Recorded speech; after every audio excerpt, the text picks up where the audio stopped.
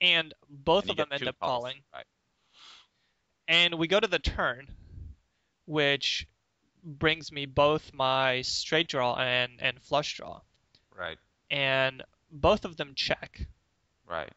You know, Now, go at ahead. this point, the thing is this: that seven is the thing is this. You bet here again. If we let the video just run until we can see your bet size. Sure. There you go. You bet again, and you bet quite big. And you bet a size that can actually lead to you getting pushed off a really nice hand because this is, there's 480 in the pot, which means a raise to sort of 9 or 8 here is actually quite viable with a hand like 8 9 6 7, any kind of like 6 8, a pair plus some kind of draw type hand. Um, I This is the thing, when they both call on that board, either they have an ace or that seven really hits their sort of straight drawing range. Do you understand what I mean?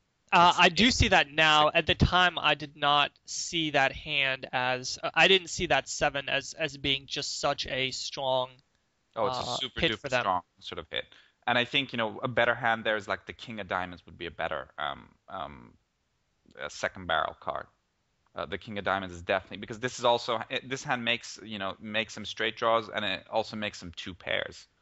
Most notably the 6 7 two pair. Do you like Um, a bet here? no, I don't. I'm sorry. I'm sorry, Pavel. I think the reason I don't like a bet here is because, I mean, the thing is you have a fair amount. I mean, you have a straight and flush draw, but what are you going to do if you get raised here, which is very viable on a card like that. Um, right. Well, You I could mean, I you guess could if be up I against get ace nine. shoved, if Yeah, they shove on, if they shove on me, I think I would have to fold, I uh, think so too. And it's a mathematically. shame to do that with this type of hand, Right. So, if so you know you what I mean. like checking this back? I like checking this back, and also, if a diamond or if anything hits, I mean, your reverse implied odds go up because your hand is actually quite disguised, and it's going to look quite bluffy. Like if an offsuit three hits on the river, and all of a sudden you put out a big bet there, or somebody bets into you and you raise. I mean, that's going to look kind of sort of like a desperation move. Whereas if you constantly betting all streets, people are going to be more willing to shut down when you hit the hands with which you have reverse implied odds. But as I said, there are other diamonds here that I possibly potentially, when two people call you on a flop like ace 6 5, it's pretty much time to shut down.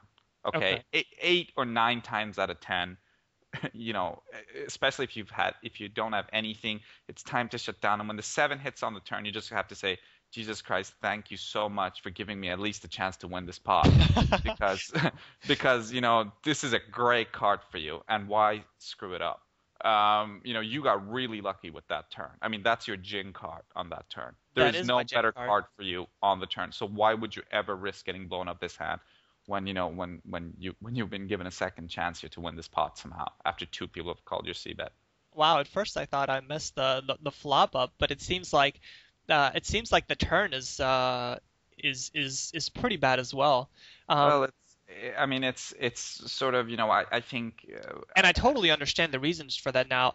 At the time, I was thinking that one of them or both of them, well, one of them has an ace, and I would bet my equity here for when I hit on the river, I could right, win an even bigger pot.